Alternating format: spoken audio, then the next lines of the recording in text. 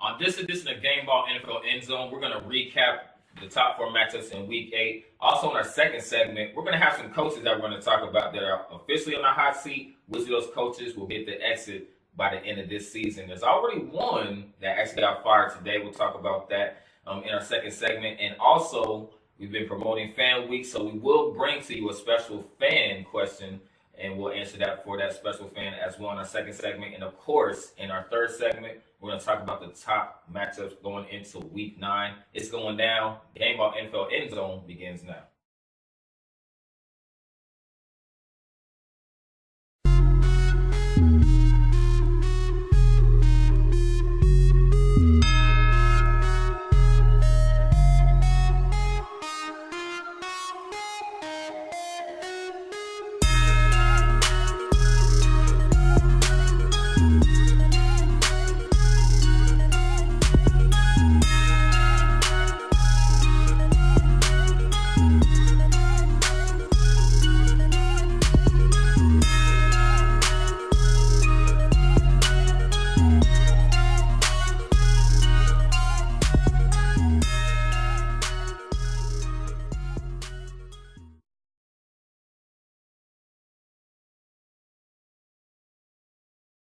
What's happening, everyone?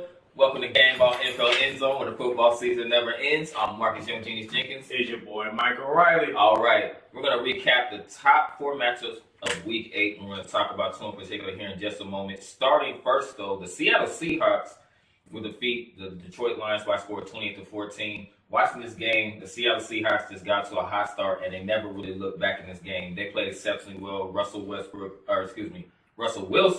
however, was very solid throughout this game. Just won in decisive fashion in that one. The second matchup, the Kansas City Chiefs. Them Kansas City Chiefs will win a very good game, mind you. We'll talk about that also shortly. But they would defeat the Denver Broncos by a score of 30-23. The Carolina Panthers will beat the Baltimore Ravens 36-21. Shout out to Cam Newton. Cam Newton played fantastic against the Baltimore Ravens. Yes, he did, against the number one rated defense, mind you, and he sure did carve them boys up on Sunday. And New Orleans will win. No Minneapolis Miracle, not this time around at least, but they will host the Minnesota Vikings in Minneapolis by a score of 30-20. We're going to talk about that game also shortly, but we're going to bounce back to the Kansas City Chiefs and the Denver Broncos. A great game by both teams, especially on the offensive end. Case Keenum, give him a lot of credit, played exceptionally well on the road in Arrowhead. A division rival, so we both talk about this will be a good game, and that's what it was. Mike, what did you like about this game? Well, Denver got off to a hot start. They had the running game going along with the consistency in the passing game to get the early touchdown. That also forced the Chiefs to a few 3-and-outs. Mm-hmm. But they went back to typical Denver Broncos. Their defense, it was just outmatched and outgunned by the Chiefs' offense. And they got outplayed in the second half, well, through the second quarter, through the rest of the game. But Denver was able to make a comeback and potentially try to get a win, but they fell short. It was just the mistakes by Denver just keep pounding themselves with stakes and costing them games. They're not losing by a big margin of games, except for the Jets. But most of their games, they came close with the lead against the Chiefs. They had them again, but they let it get away. So you had your shot and you lost. The Kansas City Chiefs, Patrick Mahomes is balling out of his mind. Looked like he could be potentially an MVP candidate. But the thing that worries me about the Chiefs is the second half. They didn't do too well against Denver Broncos. Very true. Because going forward, you're going to start playing teams that are maybe be a little bit better than you in the second half. You might not come back at all. And they did get some running game going with Kareem Hunt, but they got to get him going a lot. Because you're going to start playing teams that, okay, we're going to play playoff mode.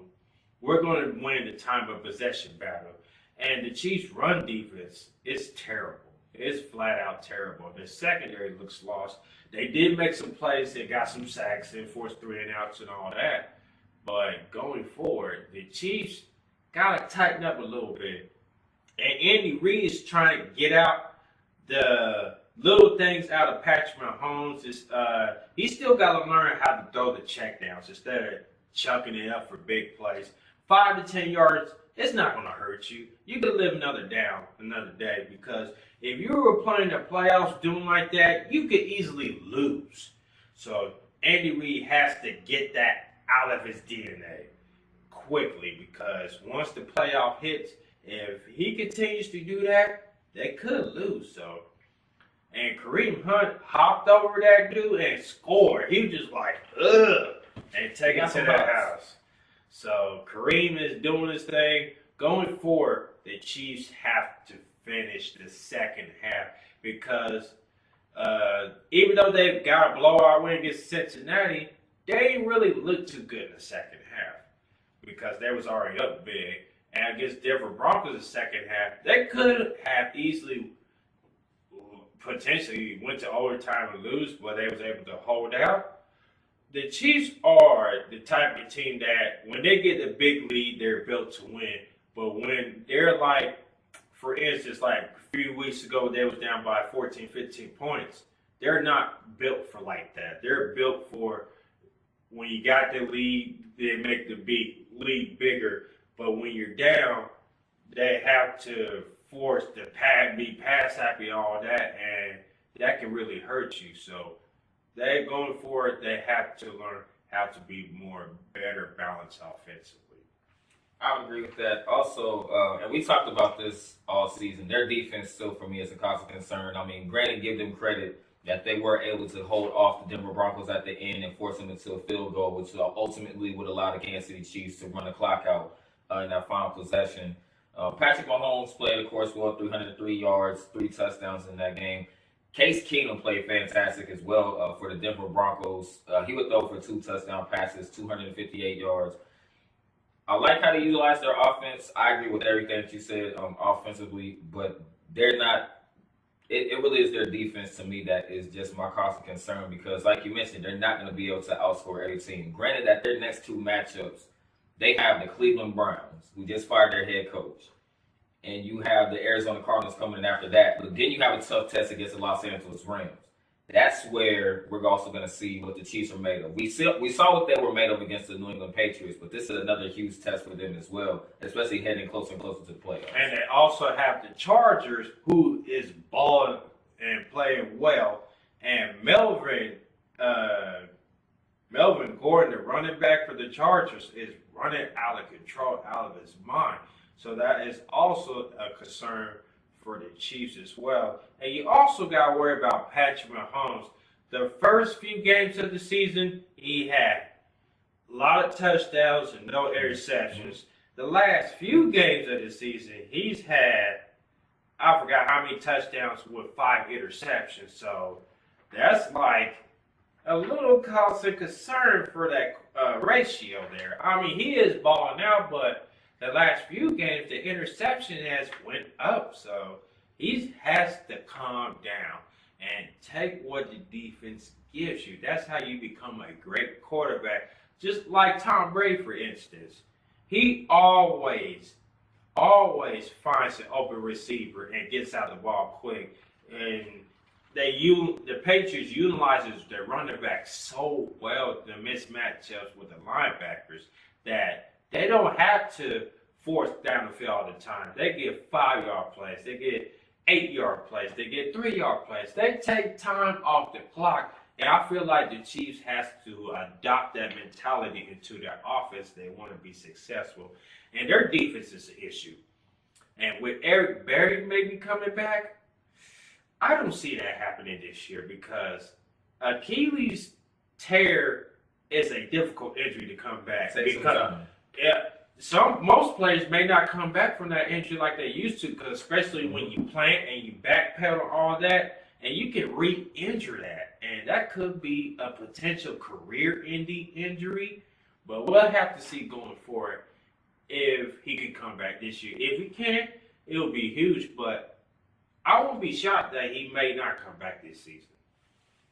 Man, I mean, obviously, I for sure will. I mean, we'll definitely see. I mean, Eric Berry, he's definitely shown the world that he's a fighter. That's definitely the case with him. It would be great for him, like you said, but like you said, an Achilles injury, it can take a year or more for players to come back from that. We've seen it in football, we've seen it in basketball, we've seen it in baseball and beyond. It does take some time and a lot of rehab. So, I mean, hopefully, if he does come back, big ups to him. And I also heard that it's still soreness in the bone that he teared it at. And that's not a good thing at all. Yeah, I just don't see him coming back at all this season. And with that type of, it's going to take some time. So I wouldn't rush him back on the field. I'm like, just take this year off, and maybe we can bring you back next year. Absolutely. Kansas City Chiefs, once again, 30-23 winners over the Denver Broncos at home. Next up for them, they do go on the road against the Cleveland Browns, who are making some changes, obviously, to their front office. The second matchup, once again, the New Orleans Saints will win 30-20 over the Minnesota Vikings. It took only 7 games, but Drew Brees actually threw his first interception. He actually threw an interception. But they will still find a way to come out on top on the road by 10 points. Mike, how were the Saints able to come out on top in this one? The second half, the defense played extremely well, especially with Williams. He gave up a touchdown play, but he bounced back with a sealed pick six to end the game there. So it was the defense in the second half that won Saints the game. Offensively, Saints will score some points, but the issue's been their defense. Their defense finally said enough was enough, and they balled out in the second half and got a critical pick six to put the nail in the coffin to win this game. The Vikings, defensively, they were just a mess. They couldn't stop the Saints' offense in the running attack and Drew Brees and the crew. And the secondary had a hard time stopping Mike Thomas, the receiver for the Saints. I mean, he was just eating them up alive.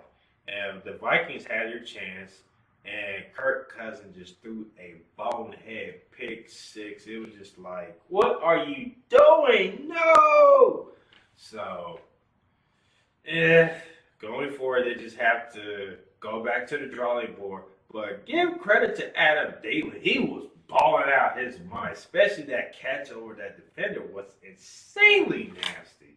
And he was an undrafted rookie and worked his way up to a starter and got the contract that he did. It was well deserved. And he's the leading reception this year. So he's just balling out his mind. But the Vikings fell short in this game, and that pick six hurt for us. So that was the reason the Vikings lost. Big win for the New Orleans Saints. Once again, no Minneapolis Miracle, at least this time around. Who that said they're going to beat them Saints? That was for all the Saint fans nation down there. Who that nation? All right, and that's going to do it for our first segment here on Gameball NFL Endzone. When we come back, there are a list of coaches that we're going to talk about. One of them already got the axe earlier today. We're going to talk about some more coaches. Could they be fired by the end of the season? We're going to talk about that. And then also, our first official fan week question. We're going to talk about that question when we come back. Gameball NFL Endzone. Don't go anywhere. We'll be back in a moment. Stay tuned, folks.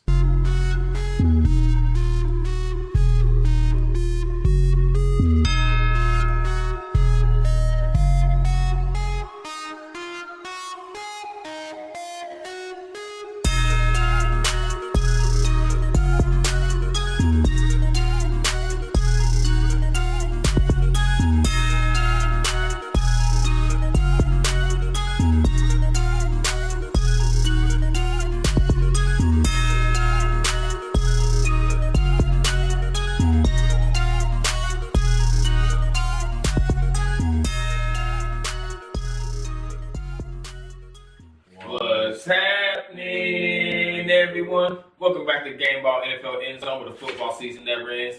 Now, in the second segment, we're going to talk about a list of coaches that are on a hot seat right now. Could they be gone by the end of the season? Once again, we've already mentioned this, but Hugh Jackson, the head coach of the Cleveland Browns, was fired earlier this afternoon. But we still got a few coaches still left to talk about, starting with Dirk Cotter of the Tampa Bay Buccaneers. They just switched out quarterbacks and sent Jameis Winston to the bench. You put in Ryan Fitzpatrick. Does that? We know they kind of got to a hot start with Fitzpatrick. Does this necessarily solve the problem in Tampa Bay? And do you see him being fired at the end of the season? I see him potentially be fired. This is his third year. With the new head coaches of the NFL or college, what they do is they give you a 3-year window. If you can't do nothing within 3 years, then you more likely be out. So they haven't made the playoffs in a long time, or at least an appearance of it. And this Tampa Bay Buccaneers is a disaster. There's been friction going on in the locker room, and players requesting get traded and all that stuff. So I see him being gone by the end of the season, and he's more of an offensive coordinator than a head coach, in my opinion. So he's going to be gone by the end of the season. All right, next coach, Vance Joseph, currently head coach of the Denver Broncos. The Broncos have not had the year that they got a lot of expectations. Of course, you bring in Case Keenum. The defense had a lot of hype going into the season, and they haven't necessarily lived up to the bill. Do you see him still being a head coach at the end of the season? No. I hate to say it. I am kind of a big fan of his, and I like his work ethic as a coach, but it's a win now league. It's about business, and I just don't see him being there next year. And it's been a disaster for the 2 years that he's been a head coach there, and it's too and done for him. And you just feel bad for him because they have the talent, but it's the offense is the issue. They didn't address the offensive line, and Case Keenum is not what he's meant to be in Denver and that offense. So I could see him potentially be gone by the end of the season. It wouldn't surprise me if he gets cut the next couple weeks. Okay, earlier. The Denver Broncos definitely they have to start winning games. They show flashes of life, but at the same against the Arizona Cardinals, even though the Cardinals not so hot this season, but yeah, they definitely got to get it together soon. John Harbaugh of the Baltimore Ravens are in this conversation. Where do you see John Harbaugh sitting at the end of the season? I see the Baltimore Ravens getting him one more year. Now, whether it's half the season of next year or could it be by the end of the year, I don't know. Chaos could happen. Things go up and down. But for now, I see him keeping his job. But Joe Flacco's not the answer anymore. You just got to part race with Joe Flacco. It's just like he's inconsistent. You have the number one rated defense who hasn't been the number one the last couple of weeks. And the offense is holding him back, and you should part ways with Joe Flacco. John Harbaugh's been there for quite some time. I mean, do you think that just part of it is because, I mean, they do still have pieces from their last previous Super Bowl. Do you kind of think because they won a Super Bowl not very long ago, do you think that's kind of the reason to where they're kind of giving them kind of the benefit of the doubt, and it does kind of take time to rebuild after winning championships, of course, with departures and retirement and all that good stuff? I think so. I think that plays a part of it. But next year, it's going to be a new GM after Ozzie Newsome retires, because this is his final season as a Baltimore Ravens GM, that he's going to hang it up and retire. So then we'll have to see how the new GM plays out. All right. And, of course, like we mentioned, Hugh Jackson from the Cleveland Browns is gone. Doug Marrone for the Jacksonville Jaguars. I'll say no. He might get one more year, then he could be out. Because last year, they made the playoffs in a long time and made it to the AFC Championship game. But this year is despicable. And like I was saying in the other previous podcast, they are the Jacksonville Frog Wires. And they lost again. And it is what it is. They don't know where their identity is now. They went from being a Super Bowl contender to Super Bowl pretenders. So I say next year, half of the season. If he doesn't produce it, more likely he'd be gone. I'm gonna ask you this as well, because I mean, there's a part of me that would not be surprised if he's gone at the end of this year because of all the expectations that came in. Blake Bortles has been horrible this season for the most part. Do you even see changes at quarterback, if possible, by the end of the season? Yes, I do. I'll say they probably either trade one to free agency or sign one or draft a quarterback. Because there's a lot of good quarterbacks coming out of the draft this year. Just depends on where the Jacksonville Jaguars fall in that category. If they're in the top 10, they got to go quarterback. I mean, Blake Bortles is not the answer. They have to start over with a quarterback at the position. All right.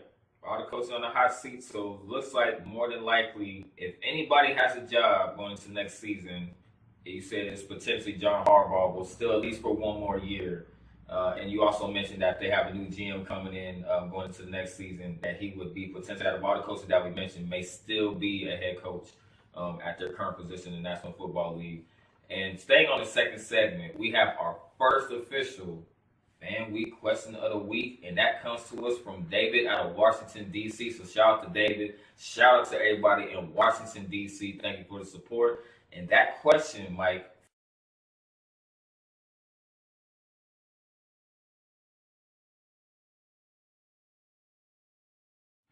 Well, that's a very good question from our first Fan Week question. Will the Washingtons win the NFC East division? Shout out to David from Washington, D.C. So far, for right now, I see the Redskins winning the division because Philadelphia is not playing very well. We all know the Dallas Cowboys and their pathetic self. It is what it is.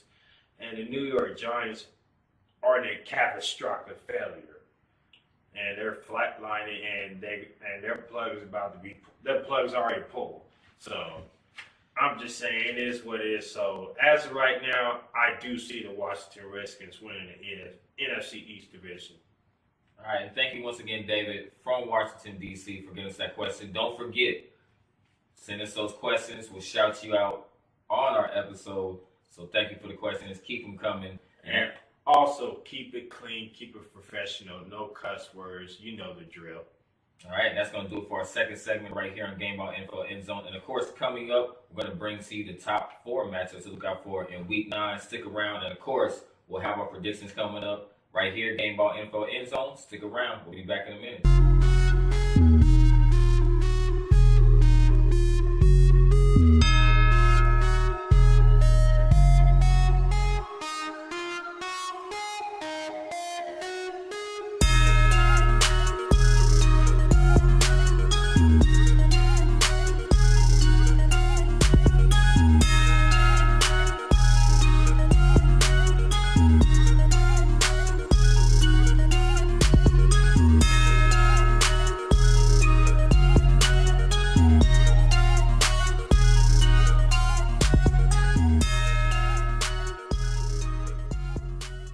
What's happening, everyone? Welcome back to Gameball Info Endzone, where the football season never ends. Now we're going to bring to you the top 4 matchups to look out for in Week 9, starting with the Kansas City Chiefs. The Kansas City Chiefs taking on the Cleveland Browns. They will be on the road in Cleveland. Mike, what do you like about this matchup? Well, the Chiefs are rolling. They're rolling hot, and they seem like unstoppable. But Cleveland did just fire their head coach, and they brought in Greg Williams as their intern coach. So we don't know what we're going to see in this game. It'll be interesting because they were supposed to be preparing for Hugh Jackson and Ty Haley. Since they're both fired, it's a different preparation. So we don't know what Cleveland's going to run at them and this and that, and who's going to be the offensive coordinator. So it's going to be hard to kind of prepare for the Cleveland Browns because their coach been fired and with the offensive coordinator in the middle of the season. So we don't know how it factors out, but I'm going to say the team with the ball last is going to win this game, and I can't break it down too much since the firing of the head coach. We don't know. The Chiefs is going to do their thing. The Cleveland Browns is going to do their thing. It could be a dogfight. It could be a blowout. I don't know. So we'll just have to see. So if the team that scores the first 2 touchdowns or the first 2 scores of this game will likely win. All right, Kansas City. First off, we went against the Denver Broncos. Going into Cleveland to take on the Browns. The second matchup, speaking of the Denver Broncos, they will be taking on the Houston Texans. Mike, what do you like about this one? The Houston Texans have been hot. They've been rolling. And this could be a dangerous team in the playoffs. They'll likely get a wild card spot, a third home playoff game. And Deshaun Watson was just lighting it up last week. But they did take a big blow losing Will Fuller through an ACL tear for the end of the season. He was balling out of his mind. That's a big blow for them. Shout out to Will Fuller. Hopefully you get back and recover from that injury soon. You just hate to see a player like that who is coming to his own. Is this his third NFL season, and he was just balling. You just feel bad for him. So then you still got DeAndre Hopkins. How did he catch that between his legs? Man, that was nice. Yeah, that was I'm nice. just like, this dude just makes ridiculous catches. It's like insanity times itself. You just like, wow. And the Denver Broncos, their defense got to step up. But it's their offense has to step up more, because I feel like the offense is putting their defense in the worst position to score points. So it just have to, Denver's got to come out and execute well offense, defense, and special teams. If they can do that, they can win this game. All right, Houston Texans coming off a win last Sunday. Of course, the Denver Broncos still trying to find a way to right that ship. Maybe they'll do it against the Houston Texans. This matchup, to me, actually these next 2 matchups are actually really intriguing. Starting with, first and foremost, the Los Angeles Chargers taking on the Seattle Seahawks. Mike, what do you like about this one? It's going to be a dogfight. And the Chargers have been rolling. Ever since their 2 losses, they've just been clicking. And once they get Joey Bosa back on defense, double trouble. Watch out. Because you cannot only double team Ingram anymore. You got to block Bosa and Ingram. So the edge is going to be, and their defense is playing lights out. And Phil Rivers in offense is balling. And Melvin Gordon is, oh man, he's that running back, just keeps on giving. He is a pounding machine. He is not afraid to lay the wood on you and just run you over. And for the Seattle Seahawks, they got to continue to do what they do. They got to keep the train rolling. They're at home. Their offensive line has to protect Russell Wilson good against the Chargers defense, because they're going to come after him. And Russell Wilson is not going to have that time in the pocket. I said the offensive line is still an issue, but if they can protect Russell Wilson and play good defense, they can win this game.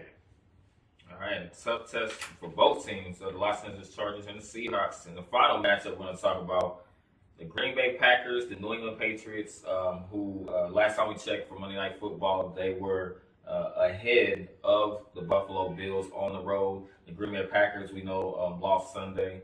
What do you like about the matchup between the Packers and the Patriots? It's that bad man Aaron Rodgers versus the GOAT and Tom Brady. The Green Bay Packers had a chance to beat the Los Angeles Rams, but special team turnovers killed them. So they got to execute better offensively, defensively, and special teams against the Patriots, because you cannot make a mistake against the Patriots. We all seen it time after time. If you make one slight mistake against the Patriots, they will make you pay for it, and you will not recover from it. Very true. Ask the teams that played the Patriots and lost. Just ask them, especially the Chiefs. So the Green Bay Packers has to get off to a fast start. They're going to a very hostile environment in Gillette Stadium in New England. and defensively, they have to get into a good start. The concerns for the Packers is their linebackers. How will they match up against the Patriots running backs that coming out of the backfield who also have, not only they can run the ball effectively, they also run good routes as well, especially James White, who is a balling machine coming out of the backfield in the passing game. So we'll have to see. For the Patriots, who had a big win over the Bills on Monday night, their defense played well, and the 25-6 win, and that's the Patriots defense we're going to start to see. I told people this: September and early October is the preseason for the Patriots. But now we are at the mid-October. We are past mid-October. We're approaching November now. And their defense is going to play lights out. And they did not give up a touchdown against Buffalo. They only gave up 2 field goals. 2 field goals, 6 points. 25-6 win. And Devin McCourty with an 86-yard pick six with a touchdown. That is a first time in a long time in like 40-some tries, whatever. The Patriots have not scored a defensive touchdown. This gives them confidence going forward. And hopefully you get Sony Michel coming back with due to an MCL sprain, which was good news for the Patriots. And incorporate more Josh Gordon into the offense. He's balling, but he has got to stop being tardy, stop being late. That's why he was benched some parts of the game due to his tardiness. And that still is kind of a red flag for him. But if he can keep that under mind, keep the control, he's going to be a good player for the Patriots. And Tom Brady raved about him. So, and also there's been talks that the Patriots might do some wheeling and dealing with the trade. We don't know going forward. And that trade deadline is tomorrow. We don't know yet. But we'll talk about it on our next podcast after the trade deadline's over and the games as well. For the Patriots, what Belichick is going to do is he's going to try to keep Aaron Rodgers in the pocket because he is lethal when he's out of the pocket and throwing the ball. And he likes to extend plays. So that is one of the Patriots' weakness against scrambling quarterbacks who extends play, especially Aaron Rodgers. They got to keep him in the middle, in the pocket.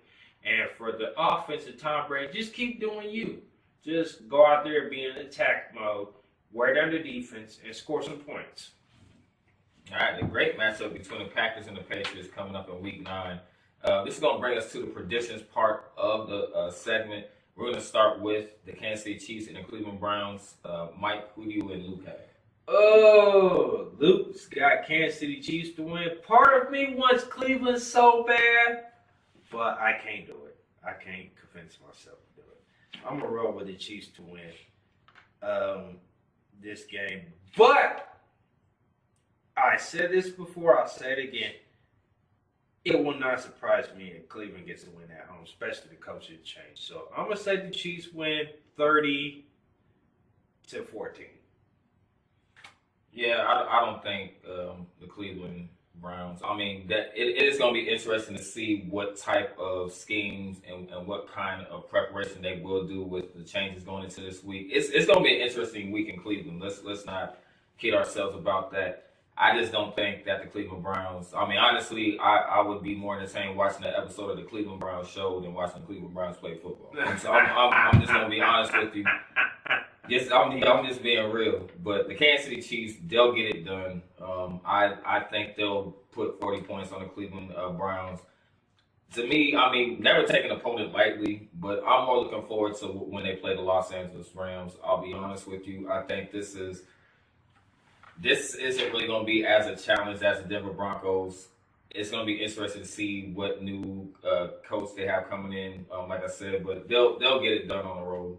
I like the Kansas City Chiefs. I think they're going to win 40-14. That's what I got for them winning on the road in Cleveland. The second matchup, man, this is a good one. The Texans and the Broncos, man. Who you got? I got the Texas winning. I just got them keep that train rolling, and their defense is starting to play well. And Davion Clowney is starting to make plays. Yes, he is. That's if he doesn't get traded by the trade deadline. There's been some calls from what I've heard that the Houston Texans are receiving call offers for Jadeveon Clowney. We'll have to see. But they're balling out, and like I was saying, Will Fuller is a big loss, but I see them still getting the win over Denver. Denver is not what it is, so I'm gonna say the Texans win 31-20 over the Denver Broncos, and Luke has picked Houston to win over the Broncos as well. I'm not going to explain much. I like the Texans in this game as well. The Broncos are this isn't their season right now, and I think they're going to further put Vance Joseph in the hot seat. I think the Texans will get it done. I'm going to say 20. I'm going to say 21, or no, I'm going to say 28-14 in this one. The Los Angeles Chargers versus the Seattle Seahawks. Who do y'all like in this one? I like the Los Angeles Chargers to keep rolling, and